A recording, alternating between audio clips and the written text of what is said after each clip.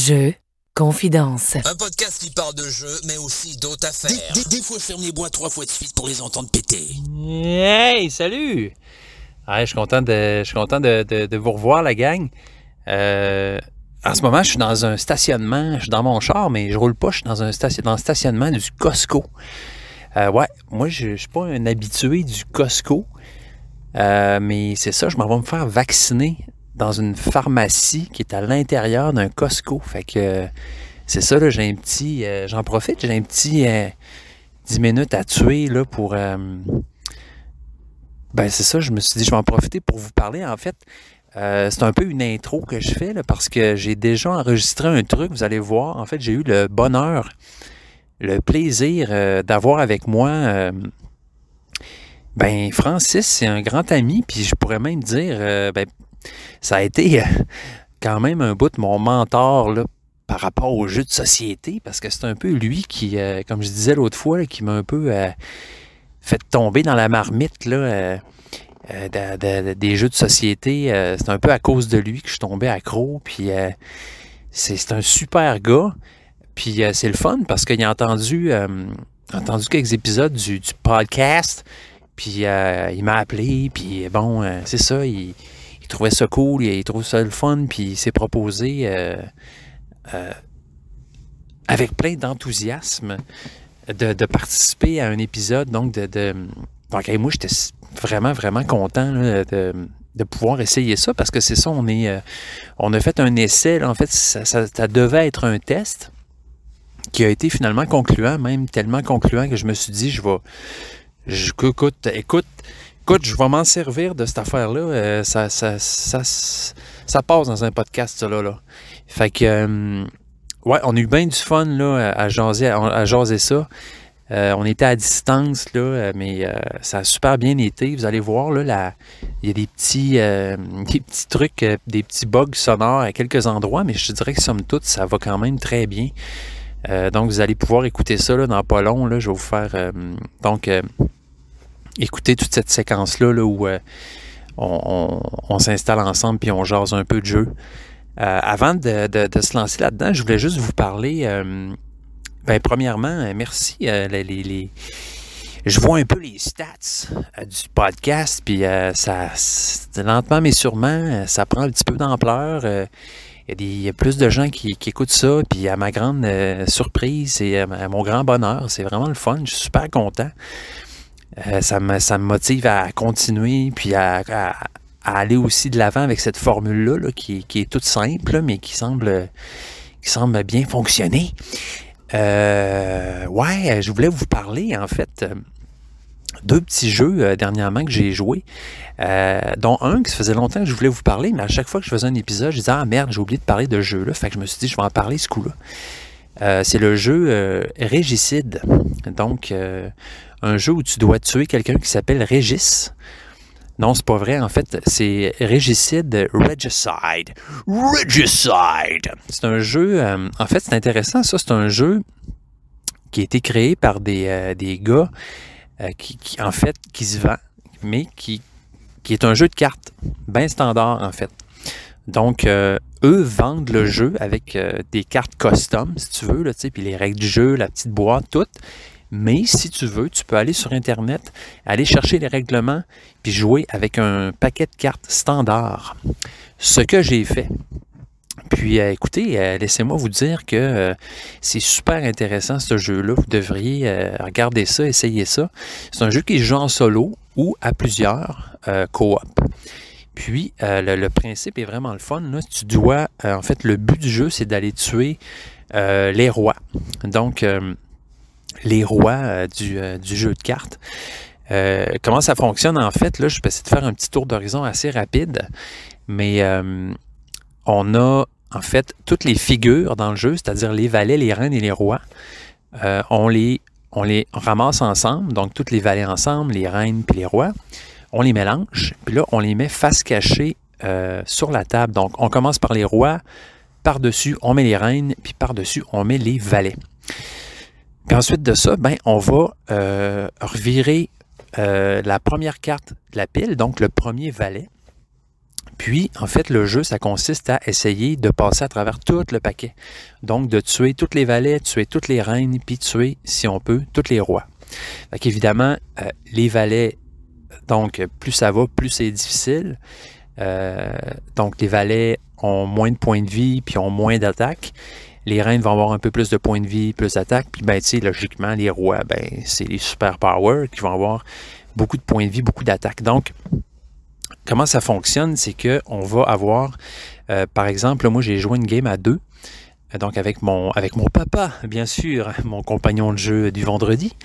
Puis, en fait, on a chacun 7 cartes dans notre jeu, puis là, on doit attaquer, par exemple, le valet là, en commençant. Donc, comment ça fonctionne? Il y a une application d'accompagnement aussi, mais on peut tout à fait faire ça avec une feuille et un crayon. Donc, le premier valet, lui, va avoir 20 points de vie puis 10 d'attaque. Donc, ce qu'on fait, c'est qu'on attaque. On a chaque joueur peut attaquer en mettant une carte devant lui de son paquet. Puis, bon, le nombre que sur ta carte va être le nombre de dommages que tu vas faire à l'ennemi, en fait. Puis, on additionne ça avec le joueur avec qui on joue. Donc, par exemple, je mets un 7, mon père met un 3, ça fait 10, on vient de se faire 10 de dommages, il est rendu à 10, donc 20 moins 10. Ce qui est intéressant, c'est que, puis bon, évidemment, là, une fois qu'on a attaqué, ben là, c'est à son tour d'attaquer. Fait que là, le valet, lui, il attaque de 10, donc pour se défendre de son attaque, le joueur doit discarter autant de cartes jusqu'à temps qu'on ait 10, jusqu'à temps d'atteindre le niveau 10, ou le nombre 10 ou plus. Donc, une fois qu'on s'est défendu son attaque, on recommence, on varge dessus jusqu'à temps qu'il meure. Ce qui est de le fun, c'est qu'il y a plein de petites patentes autour de ça qui vient colorer puis jazzer le jeu, en fait. C'est les suites, les couleurs, en fait. Carreau, cœur, pique puis trèfle. Donc, chacun de ces symboles-là va avoir un effet particulier. Donc, les trèfles, eux, vont doubler les dommages. Donc, tu mets un 8 de trèfle, tu viens de faire 16 de dommages. Comprends-tu? Les piques, eux autres, vont te protéger. Donc, si tu mets, par exemple, un 10 de pique, ben, tu vas être protégé de 10. Autrement dit, le valet, ben, tu viens d'annuler son attaque parce que lui, il a 10 d'attaque. Si tu mets 10 de pique, tu viens d'annuler son attaque. Puis, ensuite, les carreaux. En fait, les carreaux, eux autres, vont te permettre d'aller piger d'autres cartes. Parce que c'est ça l'affaire, c'est que, tu sais, à force d'attaquer, de te défendre, ben, tes cartes, ils descendent dans ta main. Mais il faut que tu ailles en chercher d'autres cartes. Parce que si tu te ramasses à plus de cartes dans ta main, tu es mort. Fait qu'avec les carreaux, tu vas pouvoir aller piger des cartes égales au nombre que tu mets sur la table. Fait que, mettons, je mets un 5 de carreaux. Ben là, je fais 5 de dommages. Puis, en même temps, chacun notre tour, on va aller piger. Mettons, moi puis mon père, on va piger dans la pile jusqu'à temps d'arriver à 5 cartes. Autrement dit, on va remplir nos paquets un petit peu. Puis finalement, le cœur, lui, ce qu'il va faire, c'est d'aller chercher les cartes qui sont dans la défausse puis de les remettre dans la pile où on pige des cartes. Parce que ça aussi, ça arrive. Si jamais ta pile où tu vas chercher tes cartes, qui appelle la pile taverne, si jamais la taverne est vide, ben t'es mort aussi. Fait qu'il faut qu'à un moment donné, tu mettes du cœur pour aller chercher les cartes qui sont en défausse puis les mettre dans ta taverne. Tu comprends? Bon, c'est un peu abstrait, j'avoue. Je ne sais pas si vous me suivez un peu, mais vous irez voir les règles si ça vous intéresse sur Internet. C'est gratis. Puis, c'est un super jeu, vraiment. Il y a plein de petits trucs comme ça aussi. Les as, ils appellent ça des compagnons, des animaux compagnons. Là. Les as vont pouvoir s'accrocher à une carte, donner à cette carte-là sa couleur. Donc, tu vas faire, mettons, je mets un 10 de carreau puis un as de trèfle. Ben là, les deux couleurs s'appliquent, les deux effets s'appliquent, puis les cartes s'additionnent en plus. C'est pas merveilleux, ça? Ah, les gars, je vous en dis pas plus, mais Regicide, jouer avec un jeu de cartes normal. Ça peut jouer en solo aussi, très bien. C'est un bon petit solitaire, très simple en fait, qui se prend bien puis qui se transporte bien avec un jeu de cartes normal. Donc, rappelez-vous de ça, Regicide, si ça vous intrigue, allez checker ça. Un autre jeu que j'ai joué il n'y a pas longtemps, un autre jeu de cartes que j'ai joué il n'y a pas longtemps, cette semaine en fait avec ma blonde là. Pas eu le temps de jouer bien gros, fait qu'on a sorti des petits jeux d'apéro là. Puis on a joué à Shot and Totten. Schnatten Tratten. Donc, Schotten Totten, en fait, un jeu probablement que vous connaissez. C'est un classique. Moi, quand je l'ai acheté, j'ai jamais entendu parler. Bon, c'est un classique. Faut que tu aies ça, tu sais. Faut que tu aies ça, sinon t'es cave. Fait que j'ai acheté ça. Il y a Schotten Totten 1, Schotten Totten 2. Mais le Schotten Totten 1 est très le fun. Donc, c'est un jeu qui se joue à 2 seulement. C'est une espèce de duel où on va avoir des bornes au centre de la table, en fait. Puis, de chaque côté de ces bornes-là, on va mettre des cartes.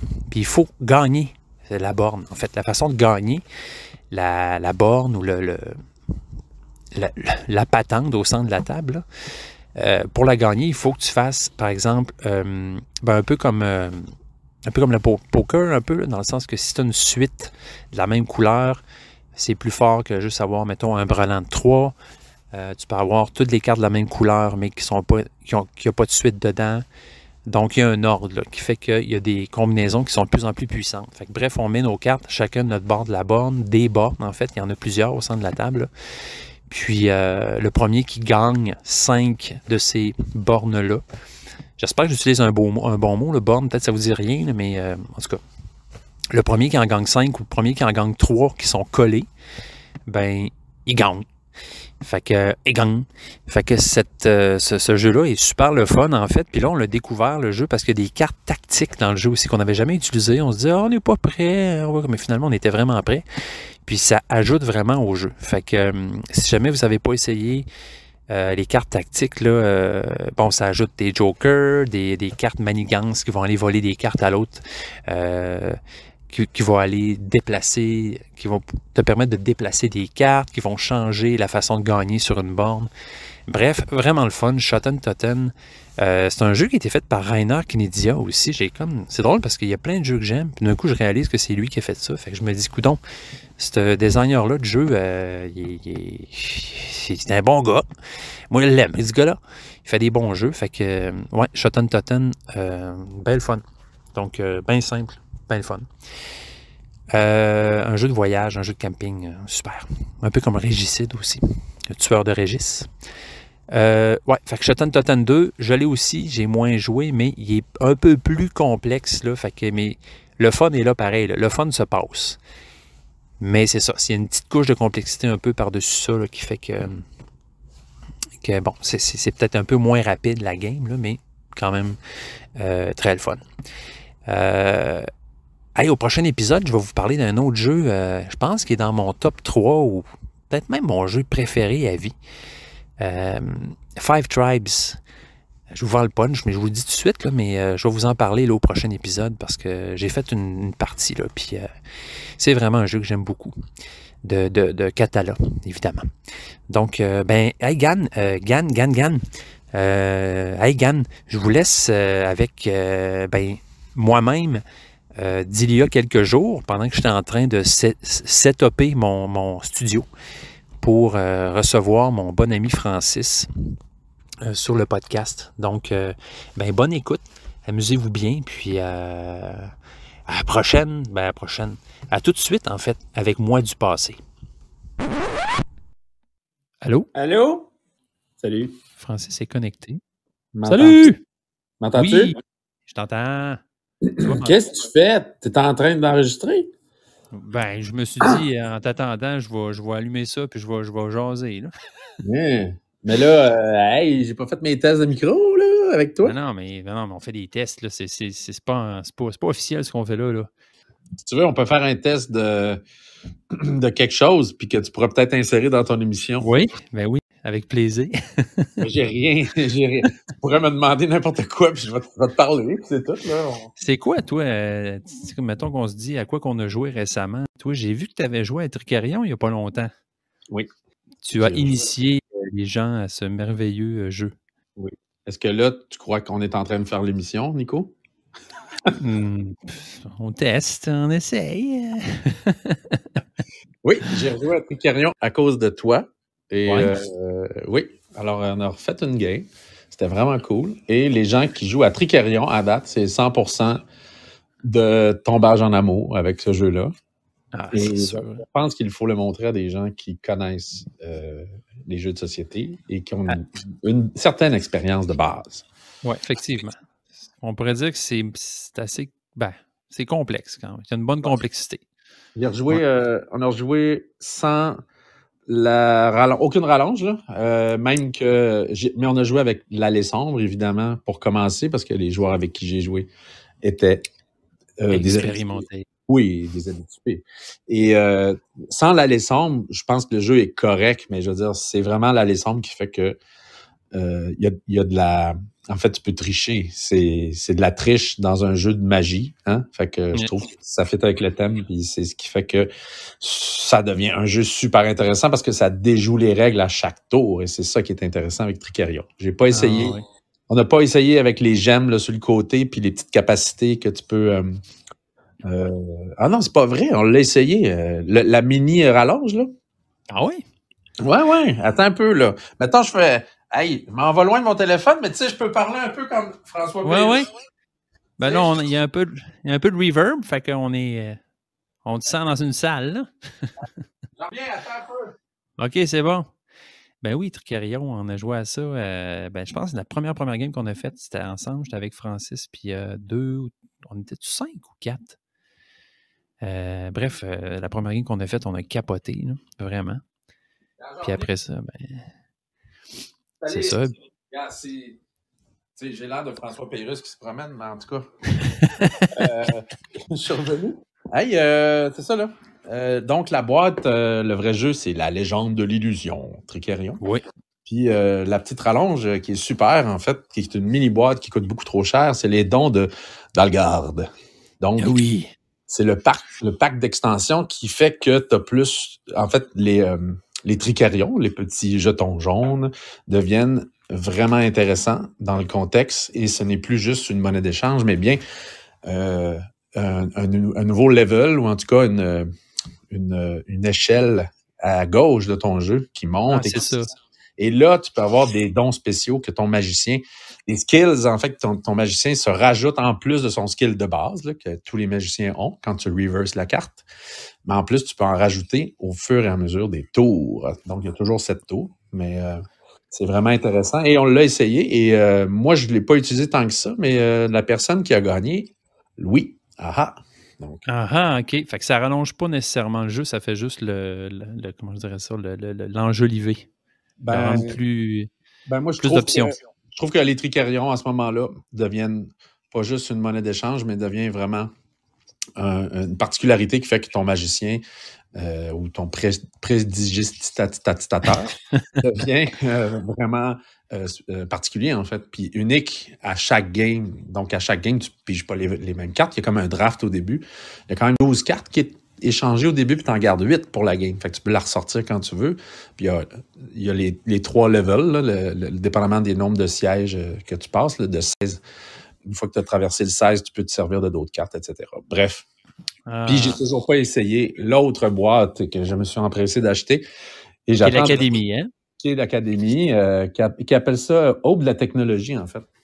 Ah oui, avec ça. C'est comme l'Académie, c'est les écoles de la magie augmentées. Et j'attends de l'essayer avec toi. Donc, c'est... Oh, yes! Voilà. Alors, c'est vraiment mon coup de cœur de l'année, même si j'ai pas joué beaucoup. Mais je trouve que, comme tu l'as expliqué lors d'un autre épisode que j'ai écouté, que tu as fait. Oui. Comme tu disais, c'est vraiment un jeu avec le thème qui est tellement... inclus dans la partie et tu te sens vraiment comme un magicien. Et quand les tours de magie arrivent et tu arrives à la semaine où tu présentes tes tours, c'est vraiment trippant. Fait que moi, je trouve que j'aime beaucoup les jeux où le thème fait partie est fort puis fait partie de l'expérience ludique. Là. Moi, j'aime beaucoup m'identifier, en tout cas, à un personnage, par exemple. Ouais, moi, c'est vraiment avec ce jeu-là aussi que j'ai réalisé que j'aimais ça. Puis ça m'a fait poser la question aussi, quel autre jeu que j'ai joué où l'intégration justement du thème et du gameplay était aussi, je sais pas, aussi bien faite, là, tu sais. Parce que c'est le feeling qu'on a quand on joue à des jeux, nos expériences communes qu'on a eues ensemble, par exemple, où on sent que le thème est vraiment inclusif, puis qu'on se sent comme le personnage, puis que nous, on peut niaiser autour de la table pas en faisant les personnages, là, on ne devient pas des comédiens, c'est pas ce que je dis. Là. Mais mettons, quand on joue à Root, ben, on fait des farces avec les oiseaux de la forêt, puis on fait les petits chats. Tu sais, je veux dire, il y a une. Je trouve que la partie ne devient pas juste on est des pions ou c'est pas juste de la mathématique. On devient vraiment des personnages. Moi, j'aime bien. C'est pour ça que peut-être que les jeux de guerre, j'aime beaucoup ça depuis une couple d'années parce que je trouve que quand je joue à Virtu, mettons, ben, je suis la France, je suis l'Italie ou tu sais, je suis marchand de bateaux puis je possède Venise. Tu sais, il y a quelque chose que j'aime bien dans l'inclusion des personnages d'époque, entre autres. Ou qui aurait pu exister, comme Tricerion, mais il y a de la magie noire un peu, mais pas tant, tu sais. Fait que pour moi, je pense au film L'Illusionniste, puis je me sens comme dans le film, fait que j'aime ça. Fait que, ouais, vraiment. C'est vraiment ça. Puis, comment ça a été pour l'explication du jeu? T'as-tu été bon? Ben, c'est pas à moi de répondre, mais je peux pas être aussi bon que toi, là. C'est pas ça, là. Mais je pense que c'est long à expliquer, mais c'est fun à expliquer. Puis là, je t'avoue que depuis une couple d'années, je me suis amélioré comme professeur aussi. Fait que je pense que je suis capable de bien expliquer un jeu. Puis moi, comment j'apprends les jeux, maintenant, je lis beaucoup, évidemment, le livret de règles, mais moi, j'aime ça quand c'est organique. Fait que j'aime bien les tutoriels qui ont de l'allure. Il y en a des très bons en français. Puis, tu sais, quand, mettons, Chaps, il raconte comment jouer un jeu, ben pour moi, c'est le professeur numéro 1. Là, pour moi, il réussit à résumer très bien un jeu sans oublier grand-chose. Puis avec les règles à côté, la façon dont j'apprends le mieux. Il y en a d'autres. Il y a des bons explicateurs aussi au Québec. Fait que, ça, c'est ma façon d'apprendre un jeu. Mais Tricerion, en fait, il est le fun à raconter parce qu'il est ludique, puis il y a une histoire, puis tu prépares tes tours de magie, puis après ça, tu les exécutes, puis il y a un ordre à tout ça. Fait qu'il y a une logique facile, en fait, à expliquer, contrairement à d'autres jeux où il faut que tu te réfères beaucoup aux règles tout le temps. C'est vrai, puis aussi, je trouve que le rythme du jeu est le fun parce qu'il y a cette espèce d'anticipation-là de les shows s'en viennent, les spectacles s'en viennent, puis là, on va voir tout ce qui va se passer. C'est vraiment le fun. C'est comme si les étapes du jeu sont toutes le fun, puis il y a toute cette préparation-là qui s'en va vers les spectacles. Oui, puis tu peux aller voler la place que quelqu'un convoite pour aller être le grand magicien là, qui fait tous les tours. Là, si tu veux. Nous, quand on avait joué, toi et moi, on disait qu'on était le metteur en scène, puis on allait mettre en scène, si tu veux, la soirée du samedi. Mais c'est le fun de se faire shifter par quelqu'un d'autre, puis qui fait finalement tes tours à toi, puis même pas présent. Fait que, il y a quelque chose de... tu sais, mais tu fais des points pareils, mais moins que si c'était toi le grand Manitou de la soirée. En tout cas, il y a quelque chose de... qui n'est pas frustrant non plus, tu sais, par rapport à... Tu perds pas toute ta game si jamais tu fais pas le spectacle que tu voulais. Tu peux te reprendre le prochain tour. Il y a vraiment quelque chose de... C'est un long jeu quand même, là. On s'en est pas tiré en bas de 3 heures, là. C'est impossible, je pense. Surtout si tu t'amuses puis tu niaises un peu. Vous étiez combien donc à jouer? On était 3. Moi, je pense que 3, c'est... 3 ou 4, on l'avait essayé à 4 avec toi, mais 3, moi, je pense que c'est vraiment le fun. Comme beaucoup de jeux, hein, on va se le dire. 4, il faut vraiment que, pour que ça soit plaisant, je pense qu'il faut que tout le monde ait bien compris le jeu, puis que ça soit très assimilé pour que ça se passe bien. Mais pour l'expliquer, puis pour jouer une game, ben, à 3, genre Tricerion, je pense que c'est un excellent jeu pour 3. Ah oui, vraiment, vraiment. Comme beaucoup de jeux qu'on joue. Oui. Puis il y a toute aussi la facture visuelle là, du jeu qui, je trouve, qui est assez unique. Là, il n'y a pas grand jeu qui ressemble à ça, en quelque part. Là, le choix des couleurs, la typo, le graphisme, tout est vraiment, je trouve, en tout cas... C'est pas un jeu fait en 2022, là, je veux dire. Non. C'est pas un vieux jeu, là, mais je suis en train de chercher l'année en parallèle, là, mais... j'ai été surpris de voir que c'était pas du tout récent, il y a 2 ans ou 3 ans, là, il date d'il y a 4-5 ans. Là, je pense que c'est une réédition que moi, j'ai achetée de 2019, mais ils n'ont pas changé grand-chose. Je pense qu'ils ont amélioré les règles, puis ils n'ont pas changé le board, en fait, les dessins et tout. Puis il est vraiment superbe, ce jeu-là. En tout cas, c'est tout à fait mon genre de jeu. Long, ludique, inscrit dans une histoire. Puis je trouve que, je sais pas, il permet un beau partage autour d'une table. C'est ce qui est intéressant. Ouais, je regarde ça, là, les autres jeux que ce gars-là a fait, là, en fait, c'est... comment il s'appelle?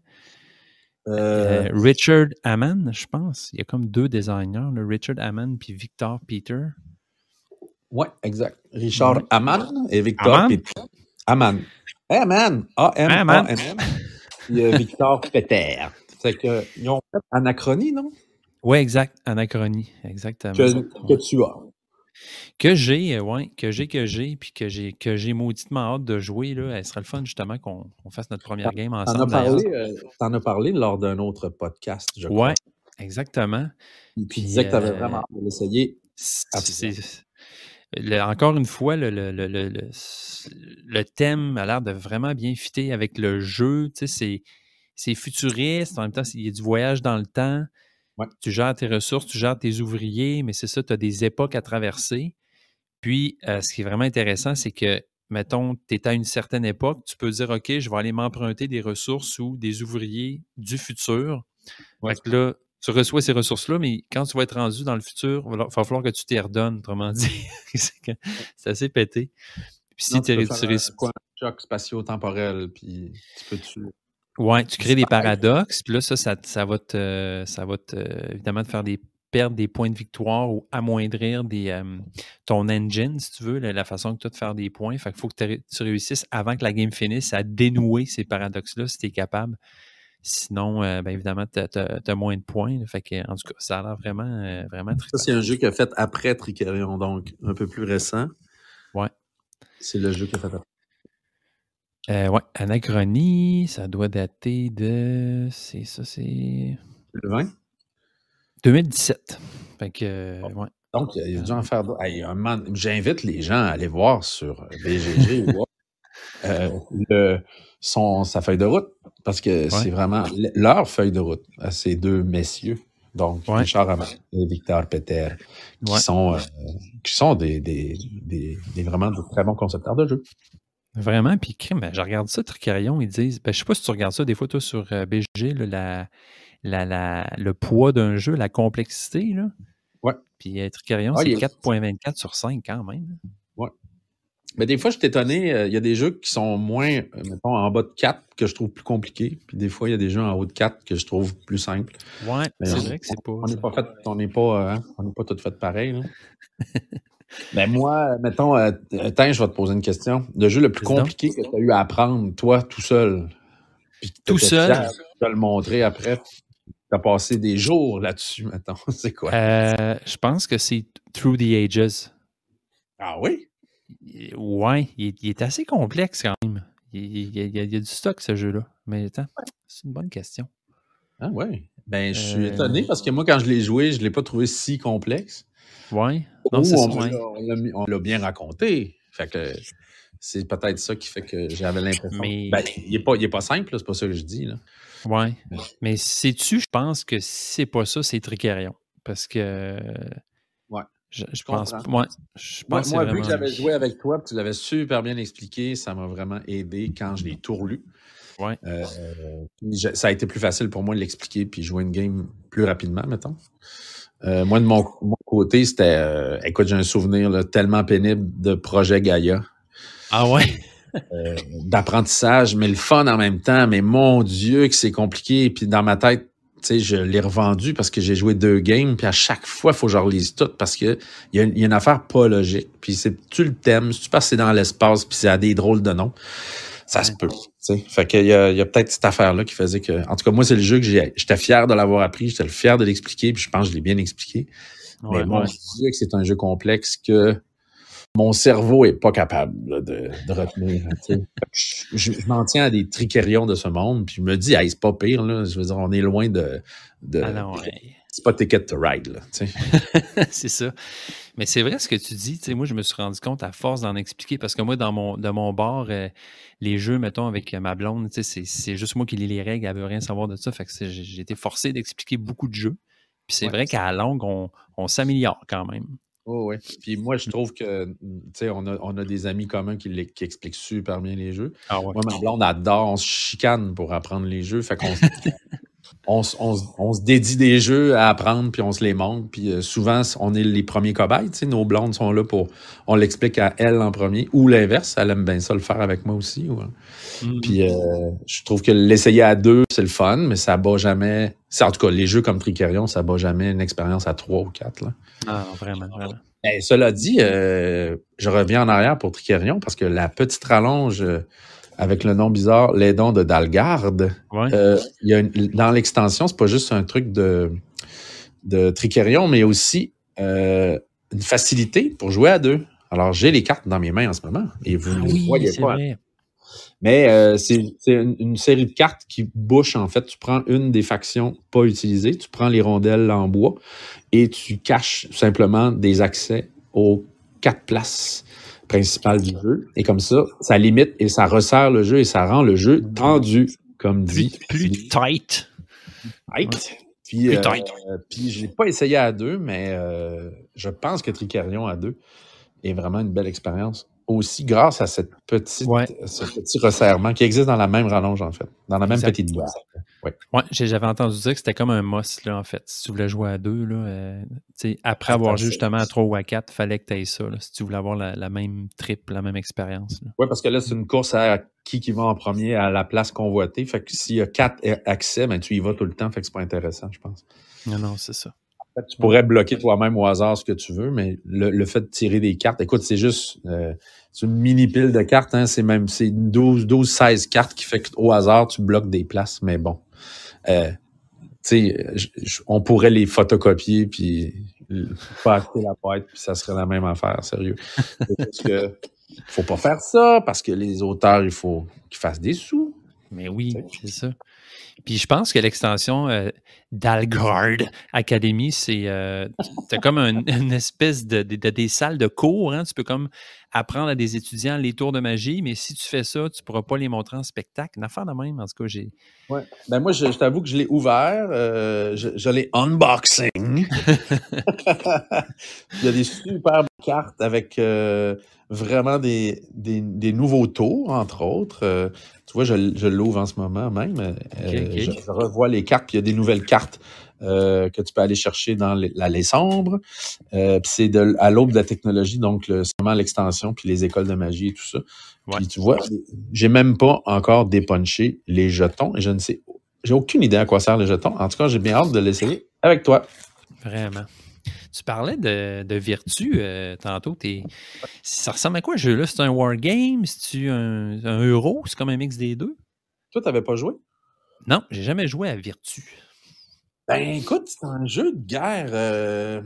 C'est un wargame, mais très euro. Fait que tu te bats pendant le temps de la Renaissance. Il y a quelque chose de très posé, calqué sur la vraie histoire, avec des vrais personnages. Donc, les cartes que tu sors, c'est des personnages qui ont existé. Okay. Entre autres, il y a Machiavel. Puis, si tu pognes la carte Machiavel, ben, c'est un atout. Puis, c'est un jeu de guerre... c'est un jeu de guerre de positionnement sur une carte, puis de dominance, en fait. Okay. En termes de jeu de dominance, là, le dernier que j'ai essayé, moi, c'est Brian Boru. Brian Boru! Que j'ai adoré. C'est un jeu de positionnement, encore une fois, là, c'est l'Islande. Non, c'est pas l'Islande pendant tout. C'est l'Irlande, ça? L'Irlande, oui, c'est ça. Ouais. Parce que c'est il y a des Vikings à cette époque-là, puis ça se passe en 812. Là, puis Brian Boru était un personnage important à l'époque. Lui qui avait marié une Viking. C'est pour ça que le jeu est inspiré de cette histoire-là. Fait que, bref, c'est un jeu de positionnement, de dominance de territoire, comme Virtu, mais beaucoup moins compliqué, et qui se joue à 30 minutes. Donc, c'est pas pareil. C'est ça que j'avais aimé de Brian Boru, justement. Il était, c'était une partie, c'était assez rapide. Là. Ouais. Puis, écoute, on peut en jouer 2 en ligne, puis c'est super, tu changes ta stratégie complètement. Ça, c'est bien. Moi, c'est un jeu que j'aime beaucoup. C'est une belle surprise cette année. Virtu, on a joué beaucoup, moi et un ami, qui n'était pas toi. Et on l'a essayé souvent à 3, 4, puis à un moment donné, on l'a essayé à 2, et j'avoue que ça a perdu du lustre à ce moment-là. OK.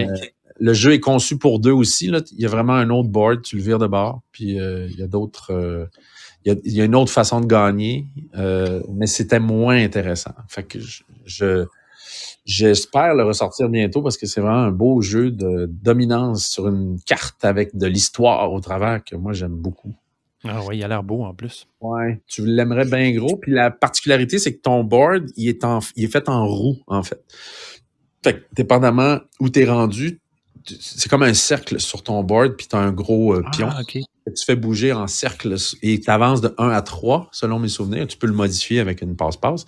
Mais tu n'as comme pas le choix de suivre un rythme ou c'est un peu si ton roi, il passe à travers ta cour, puis il faut qu'il aille visiter un peu tous ses disciples, puis ses ministères, en fait. Fait que tu n'as comme pas le choix de faire le tour, mais il y a un cycle à ça. Fait qu'il y a quelque chose de très circulaire en plusieurs tours, mais tu peux pas refaire tout le temps la même action. Fait que ça, c'est le fun. Ça t'oblige à diversifier un peu tes attaques, mettons. C'est un jeu d'attaque. C'est un jeu où c'est chiant, là.